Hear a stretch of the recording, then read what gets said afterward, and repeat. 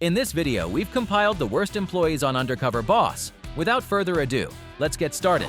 Number 4, Christina from Muscle Maker Grill. I'm Rod Silva, founder of Muscle Maker Grill. I sold the company to Tim Betts and ARA. My name is Tim Betts, and now I'm the chairman and CEO of the company. It would be extremely difficult for me to send Rod in to go undercover. He's known in Muscle Maker as much as our logo, and I think it's better for me to go undercover, the guy that they're not even gonna expect. Now that we're really looking to expand Muscle Maker, it's a great time for me to get in there and really see what it is we need to improve upon. I think I'm in a great position to go undercover because I've been the CEO for less than a year. And I'd be extremely surprised if I'm recognized. While I go undercover, Rod's gonna be with me part of the time. We're in this together, for good or bad. We're hooked at the hip. This store has been one of our top producers for a long time. I think they have great customer service here. They're doing certain things that are really great. I'd love to be able to use that at some of our other stores. Today, I'm going to be working as a cashier. Get him. I've been a server before in a restaurant, but I've never been at the front running the cash register. You do see Christina? I'm Christina. Oh, hi. I'm Dustin. Nice to meet you. How you doing? New CEO. Tim Betts buys Muscle Maker Grill from founder Rod Silva and goes undercover at one of the chain's locations. Disguised as a cashier, Tim wants to see whether the company truly lives up to its name. But when he meets Christina, a cashier whose behavior quickly derails the operation, the experience spirals into chaos. I'm going to come back and you're going to hopefully show me everything. Cool. I'm from Venice, California. Laid back area. I'm kind of do a little surfing and that kind of stuff. Yeah. So He kind of real went into character. He's a surfer dude, too, Carol. Good. So first we need to get you a shirt. So we're going to be doing like a lot of cashier stuff. All right, good So you can have fun with me. All right, cool. I'm gonna show you how to be a cashier today. Yeah. Like the register itself. All this is like what's in the menu. Hello, how are you? We can take care of you. I'll watch you. I'll just watch you. No, I'm gonna put you to work. All right. I'll keep my head. You ready to get in the fire? Christina gives Tim a quick rundown of the cashier role, but before he can fully understand the job, he's already pushed to handle his first customer. It's in that moment, Tim realizes this position is far more demanding than he expected. Like the Rocky Balboa rap? Okay. Where am I looking at here? To wrap. That's W, huh? That's not R. There were multiple times where we had to hit 2, 3, 4 buttons where it should have just been a lot simpler. Thank you. You got this. Okay. You got this. Okay. Listen up. Listen up. Keep the pace like going because it gets really busy over here. I didn't have a lot of training. I thought maybe she could have spent a little bit more time training me and going through some of the steps. So I had to learn on my toes, and I got swamped a little bit. And what is your name, sir? Bill. Bill? Yes. Thank you. Well, gotcha. Okay. Protein shake. Okay, you're so slow. Sorry. I know. Speed up. We gotta do it quicker. Hi, how you Put it on doing? the side. Great trainer. I can hear Rod in my ear, and he's impressed with Christina. I think he loves her energy and her positive attitude, which I do too. But her training really wasn't adequate. Abraham. My grandma can move faster than you. Okay. Like, hurry. Pasta salad. Okay, you're so slow. Sorry. I know. Just riding you now. You're so slow. Hey, I'm trying. I'm putting up with you right now. She is. You're gonna go crazy. Christina was getting after me, saying it was still a little slow. I want our employees to expect a lot from their coworkers. As the lunch rush hits and the line grows longer, Christina becomes visibly frustrated with how slow Tim is moving. Her constant nagging only adds pressure, and Tim is shocked that this is how new employees are trained. You're doing good, man. Do you want the spicy? Yeah, let me get the spicy one. You look a little spicy. Yeah. To get better tips, you have to flirt. Is that's the secret? That's the secret. So okay. Hey. Okay. I'm here for you. Really? Duh. You should be here for me. Would you let me eat with you? Come on. Take care. Bye. What Tim doesn't expect next is how Christina handles customers. Her flirtatious behavior to get better tips crosses a line Tim can't ignore. Still, instead of firing her on the spot, he chooses to talk with her first to understand her side. You've been here how long? A year and a half. This is my last day. I'm quitting Muscle Maker Grill. I'm going to California for 7 weeks. If something's out there for me, I probably would just... We all have dreams, huh? Yeah, So, you know, why not? exactly. It was a pleasure. Thanks. And we can't help that if they end up moving on. Thanks, guys. You know, the flirting, you don't want to go past that boundary. It's very important for me and my brand that we adhere to strict HR policies. Christina doesn't make it to the big reveal, as it turns out to be her last day. But based on everything Tim witnessed, her behavior clearly went against company rules and raised serious concerns about how the store was being run. Number 3, Andrew from United Van Lines. I'm Rich McClure. I'm president and CEO of United Van Lines. I'm here at Sudeth United. They handle special products, high-value products for large corporations. How you doing, buddy? Hi, Andrew. Today I'm going to be working with one of our younger warehouse managers to get a young, fresh perspective on how we do our jobs. Basically, what we're doing, we're gonna put stuff on pallets and bring them down and line them up kind of in a row like you see here. Yeah, although these are small, they're definitely two-man job. Yeah. Where are we going with this puppy? Yeah, I'm feeling all right, but I gotta keep balance coming, this keep coming. Keep bringing her this way. You're gonna kind of want to line it up right next to this one. Calls for 13. 13 of these? Mm-hmm. So we got just 13 right here. How tall are you? I'll get it, I'll get it. There you go. So did you have somebody that introduced you to the moving business? Yeah. One of my buddies was like, hey, I got a job for you if you want. And then I turned into like a year later. I'm still doing it. The goal is, you know, all right, I don't want to do this for the rest of my life, but I want to get going, make some money, and get out of here. Yeah. CEO of United Van Lines, Rich McClure went undercover at his moving and relocation company. He wanted to gain insight on the state of their employees and learn how to serve their customers better. Andre, HSI partner for the day, had a casual work, but as they progressed through the day, Rich was shocked by an interaction he is going to witness. I don't know which one. Who cares? That wouldn't make any sense. What's up? I need to National Weather Service. He's going to palletizze it, get it ready to go out this afternoon. They Oh, it's going out this afternoon? Yeah, they changed it from tomorrow to today. He doesn't know anything. Just because he's a general manager doesn't mean he knows what I do from a day-to-day. I'm going to go take a smoke break. Not part of the job, but... That's what you're going to do. Rich was confused about how Andrew just casually refused work that was being assigned to him by his boss. Later, Rich and Andrew talked more about Andrew's experiences working for the company. So you said you want to work here for a while, make some money, and then get out of here. What would you want to do next? But You think I don't there's really- opportunity here? When I initially came here, I didn't, because all I heard about was how terrible this agency was. I don't have a good gauge on what what they're doing here. You don't like this as much? It's just boring. Is it? Is it? Yeah, it's pretty boring. Oh, really? Okay. Yeah. Think you're learning something here? That I'll use eventually? Maybe not. Probably not. I hate to do it to you, but I'm gonna smoke another cigarette before I go. All right, another cigarette break. Hey, Brian, what's up? Where you at? I'm outside taking a smoke break. Thinking he was just talking to a coworker, Andrew didn't hesitate to criticize the way the company and the facility he was working at was run.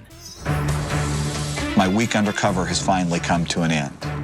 I'm feeling a little nervous, but at the same time, it's not my job, so I'm not that concerned. Do you know who I am? I'm Rich McClure, president and CEO of United Van Lines. I'm kind of pissed I didn't figure it out beforehand. I observed a situation where your boss called you and asked you to do a task. You said you couldn't do it, and you asked him to have someone else go do that job. But it's not often you hear someone say no to their boss, and so I was surprised. Part of my counsel to you would be to just step by step be proactive. Don't think about it in the context of complaining. So that was probably not the best thing to do. Right. You know. Right. And that told me something about your attitude for a team. Huh. At the big reveal, Rich confronted Andrew about his attitude and how he refused a task that was being assigned to him just because he didn't want to do it. Here's what I'd like to do. You know, for the next year or so, I'm going to check in with you. We want young, bright, conscientious folks who are committed. So I'm going to call you periodically. And, you know, don't just complain, be proactive. Yeah. Yeah. I mean, that all sounds fine to me. I'm perfectly willing to comply with all that. So. It would have been great if I had mentioned how, like, the CEO really didn't give it. But I never did say anything like it to that. Rich let Andrew know that his behavior was unsatisfactory.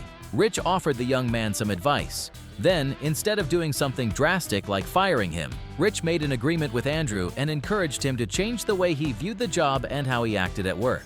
Number 2, Jimbo from Hooters. Today I'm in South Arlington, Texas, and I'm going to be assistant general manager inside the store. I'm going to listen to the way he conducts himself, just see exactly, you know, what kind of coaching job he's doing. Hi, Scotty, how are you? Scott, Jimbo. Yeah, I'm doing good, man. How are you? Pretty good. Dude, we got to get rocking and rolling. All right. Today, you're the new guy. I'll be the old sage wise one. All right. first thing we're going to do is uniform lineup, all right? Because we're not going to put out an inferior product, and it all starts with the girls with Hooters. Today, your goal of the shift is to blow me away. Okay. Hooters CEO Kobe Brooks goes undercover as a new employee at one of his restaurants, a chain known for its waitresses. Believing that a general manager plays a major role in a restaurant's culture, Kobe wants to see how the GM at this location leads his team. When he starts his shift, he meets the general manager, Jimbo, who gives him a walkthrough of how the restaurant operates. But it does not take long for things to start going wrong. All right, ladies, I'm sure you're wondering who the man to my left is. This is Scotty. All right, let's go. Form this line, form a perfect line. Make it straight. We're looking at the hair. Is it styled? It looks styled to me. Okay. She looks like a Hollywood starlet. Yes. Right? Okay, that's what we're looking for. All right, Bethany, have a seat. Raina? Is that right, Raina? Compliment her on her lack of nails. My, those are some non-glamorous nails you have. Have a seat. You know, nail polish is nice. Hey, why don't you get another tattoo before tomorrow, too, okay? When I first came in this morning, Jimbo made it very clear that, you know, we are about the Hooters girl. He was very clear on what the brand's about, but I don't think he's clear on how the brand should be treated. Jimbo is openly disrespectful toward the waitresses, constantly throwing out insults. The situation gets even worse when he is put in charge of deciding which of the girls gets to go home early. All right, ladies, today, you want to go home? You want to leave early today? Cuts are going to be on games. What do you do about school if I have to leave? You're going to play my reindeer games. You go to school? Yes. So maybe we'll do a bean eating contest, all right? Maybe we'll get all the girls, we'll shove their faces down in the beans and have them clean it up, you know? All right. Sucker down, good time. Hey, no rules. No rules. Okay? Girls are spoiled, man, so they're all prima donnas, all right? Okay. Has a heart attack. Here's the rules of my game. The first girl that finishes her plate of beans will go home. You cannot use your hands. Come on, girl, who wants to go home? Oh, look, ooh, doggy. It's hard for me on this one to bite my tongue. If I could break cover, I would sit down and have a very long, serious talk with Jimbo. The things I saw today were inappropriate. They were wrong. I don't want any part of it. As all of this unfolds, Kobe is forced to watch from the sidelines. He is furious and deeply disturbed, realizing that this kind of behavior is far from what he expects as a leader. In that moment, Kobe becomes certain about the decision he will have to make. What I saw in there just a minute ago has got me quite aggravated, so I'm going to be making a phone call to the owner of the franchise. It's Kobe. You've got a manager there in the Dallas market that the way he approached and interacted with the girls, it's really not acceptable behavior. I think it is a serious matter. I think it needs some immediate action. Not wanting to blow his cover, Kobe steps away and makes a phone call to address the situation. What happens next at the reveal could mean the end of Jimbo's time at Hooters. Scotty, what's going on, buddy? I am not Scotty. Okay. I'm Kobe Brooks, the president and CEO of Hooters of America. The way that you interact with the girls, quite frankly, is inappropriate. There's no way that your entire staff is made up of completely prima donnas. Okay. That's just stereotyping. There's lines that you don't cross. Apology to your staff is necessary in this situation. If I'm too competitive and if I'm too harsh, man, it works. Shame on me if it's a bad thing of being uber competitive. And I do have a track record of building sales and you can build profit all you want. That's not what I want. It's all about being respectful. He said, these are my two daughters, and I wouldn't feel comfortable with them working for you. And I took a step back, and okay, I get it. At the big reveal, Kobe confronts Jimbo and makes it clear that the way he ran the restaurant went completely against Hooters' values. This episode shows how a boss should step in and deal with an employee who crosses the line. Number 1. Wes from Buffalo Wings and Rings. I am Nader Masade. I'm the president and CEO of Buffalo Wings and Rings. While undercover, I'll be posing as Pete, an immigrant from Lebanon. I will do whatever it takes to correct them. Even if that means firing myself, I will do that. I'd like to learn more about their hiring practices and are they attracting the right staff. I'm looking for Wes. It's me. I'm gonna teach you everything you need to know back here. When it comes to this, there ain't a damn thing that I do not know how to do in these four walls, okay? I was a little bit intimidated by his demeanor. He seemed a little ready to go. Damn, if you're gonna work back here with me, man, you're gonna have to get the lead out of your ass. Slow moving so far, so I'm I want sorry. you to I'm pick gonna the try my pace up best. just a little bit, okay? I am the kitchen manager back here. You're gonna need a really strong fire to win this and put up with me.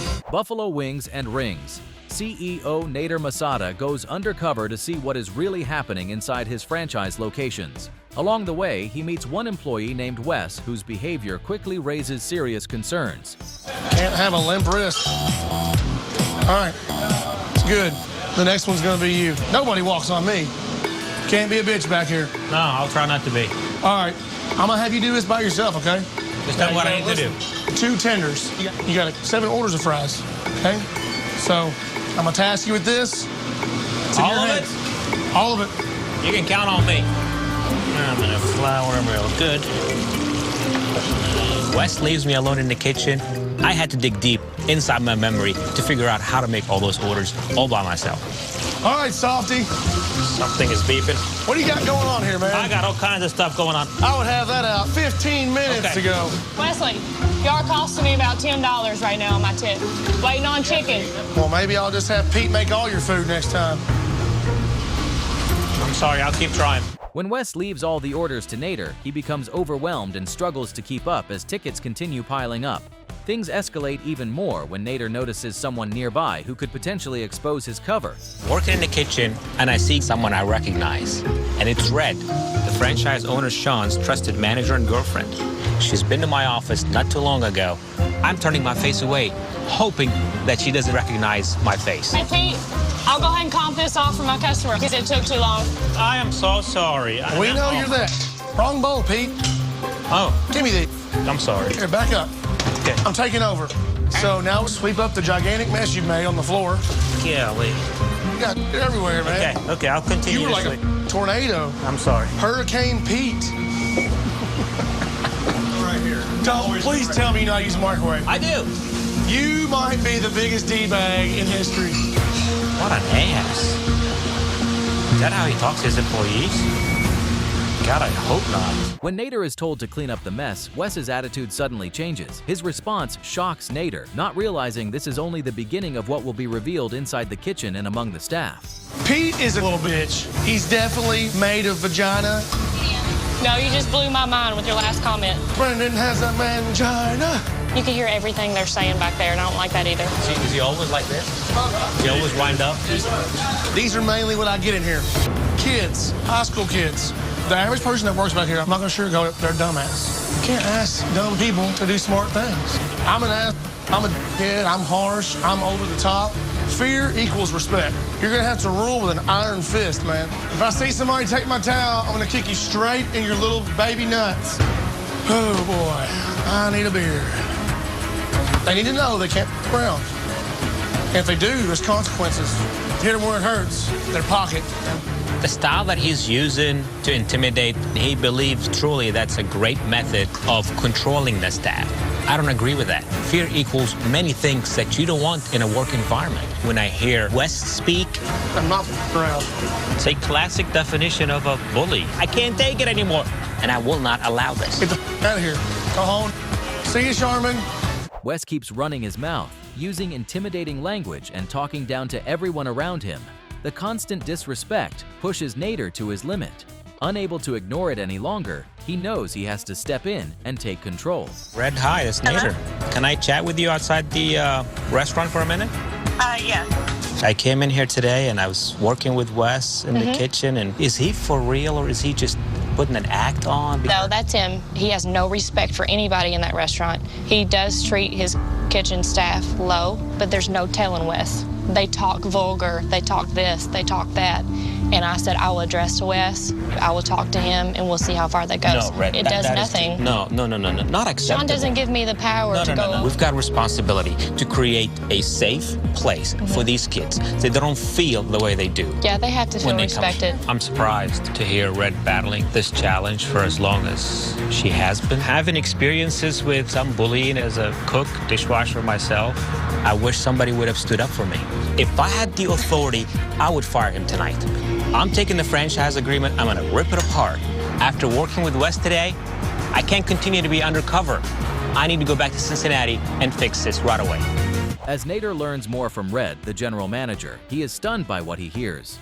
The truth only confirms his concerns, and Nader realizes it is time to decide how to deal with Wes.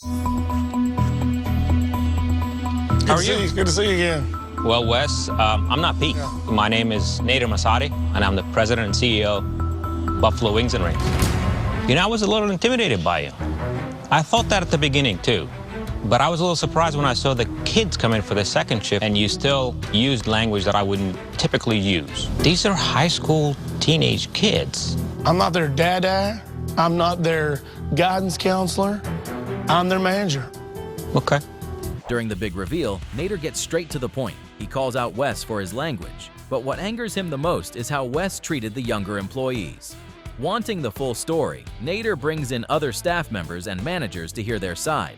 Let's see what the people that work with you every day, what they think. The girls' concern was how the kitchen disrespected them and how many complaints we had from our customers that could hear all of their F-bombs being dropped. And I don't care how many times anybody addressed it, it would never get fixed because he doesn't want to get it fixed. You're not going to talk to me in a bossy or degrading way like you do everybody else? This is all new to me. And oh, it's not new to you. It comes with names. My employees. Yeah, you do. Well, For that's you just to tell me. and Point a finger at me like that. The tension grows as deeper conflicts come to light, far worse than Nader expected. As the discussion continues, one question remains. Does Wes stay, or does his time with the company end here? I'm not going to allow anybody to be bullied or be uncomfortable like I was. That is not the culture we're trying to set. I think you're spinning that a little bit. Nevertheless, you're not my employee, and I hate to do this to him, but Sean, it's your decision. What do you want to do? You know, it's alarming. It's upsetting. The problem has to be fixed. I think I would have a better chance at success if we separate ways. I'm not going to change me. I am who I am. Sorry, I'm such a scary monster. In the end, the decision is clear. Showing no real remorse for his actions, Wes earns his place as one of the worst employees ever seen on Undercover Boss. If you thought this was bad, you don't want to miss this video, where employees got brutally fired on Undercover Boss.